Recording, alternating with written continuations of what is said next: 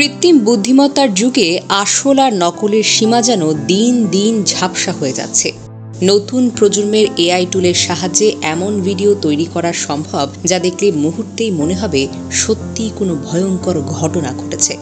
সম্প্রতি সামাজিক যোগাযোগ মাধ্যমে ভাইরাল হওয়া জেসিকা র্যাডক্লিফ নামের এক সামুদ্রিক প্রাণী প্রশিক্ষককে ওরকা বা কিলার হোয়েল মেরে ফেলার দাবি করা ভিডিও এর নজির।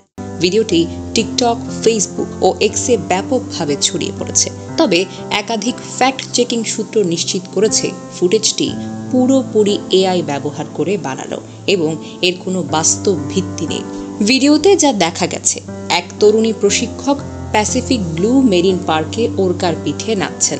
দর্শকেরা উল্লাস করছেন, ওরকা পানিতে লাফিয়ে উঠছে। কিছু সময় পর হঠাৎ ওরকা ঝাঁপিয়ে পড়ে এবং প্রশিক্ষককে পানির নিচে টেনে নিয়ে যায়।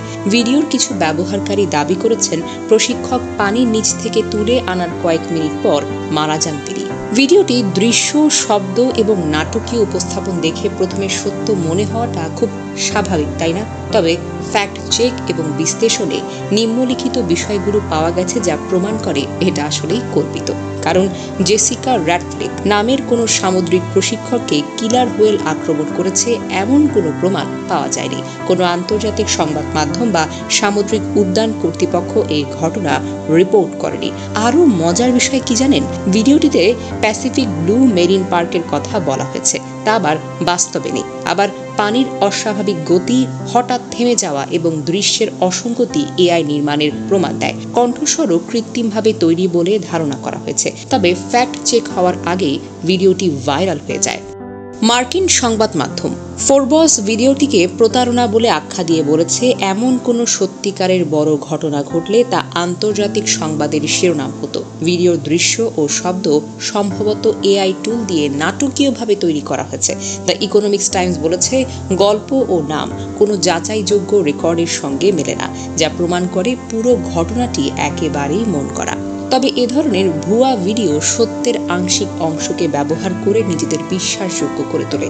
2010 সালে সি ওয়ার্ল্ডের জন ব্রাঞ্চো এবং 2019 সালে অ্যালেক্সিস মার্টিনেজের মৃত্যুর মতো বাস্তব ঘটনাকে স্মরণ করে দিয়েছে এই দৃশ্য, যেখানে প্রশিক্ষকরা ওরকার আক্রমণে প্রাণ হারিয়েছেন। তবে সেসব ঘটনা প্রমাণিত ও নথিভুক্ত, আর র্যাডক্লিফের গল্পের কোনো নির্ভরযোগ্য তথ্য এখনও পাওয়া যায়নি।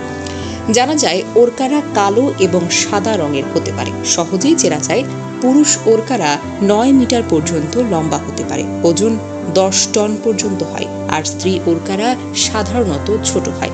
এদের শক্তিশালী দাঁত এবং চোয়াল রয়েছে যা শিকার করতে বা ধরতে সাহায্য করে। ওরকারা পৃথিবীর প্রতিটি মহাসাগরে বাস করে এবং আর্কটিক থেকে অ্যান্টার্কটিক পর্যন্ত এদের অবস্থান। এরা উপকূলীয় এলাকা থেকে গভীর সমুদ্র পর্যন্ত বিচরণ করতে পারে। তবে ওরকারা কেন আক্রমণ করে জানেন কি?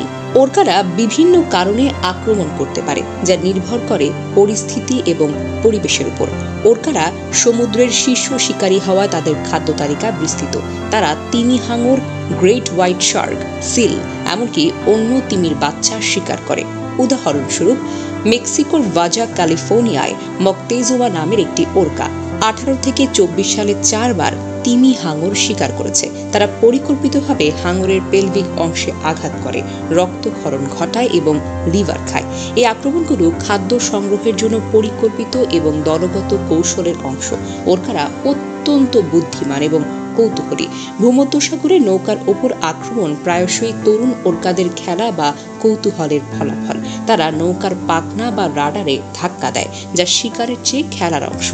নরওয়ের কেভিনিঙ্গেন ফর্জর্সে দুটি ওরকার মধ্যে চুম্বন বা জিহ্বা স্পর্শের ঘটনা দেখা দিয়েছে, যা সামাজিক বন্ধন এবং খেলার অংশও হতে পারে। মানুষ বা নৌকার কাছাকাছি এলে ওরকারা ভুলবশত আক্রমণ করতে পারে, বিশেষ করে যদি তারা নিজেদের বা তাদের বাচ্চাদের হুমকির মুখে মনে করে। বিশেষজ্ঞদের মতে বেশিরভাগ ক্ষেত্রে ওরকারা মানুষকে শিকার হিসেবে দেখে না, তবে কৌতূহল বা পরিবেশগত পরিবর্তন তাদের আচরণে প্রভাব ফেলতে পারে। বন্দী ওরকারা প্রাকৃতিক পরিবেশ থেকে বিচ্ছিন্ন থাকায় মানসিকভাবে প্রচণ্ড রকমের চাপের কাছে ভোগে। এটি তাদের আগ্রাসী আচরণের কারণ হতে পারে, যেমন প্রশিক্ষকদের উপর আক্রমণ, সমুদ্রে খাদ্যের অভাব, দূষণ বা মানুষের কার্যকলাপ যেমন মাছ ধরা ওরকাদের আচরণকে পরিবর্তন করতে পারে। এটি তাদের মানুষ বা নৌকার কাছাকাছি আসার কারণও হতে পারে।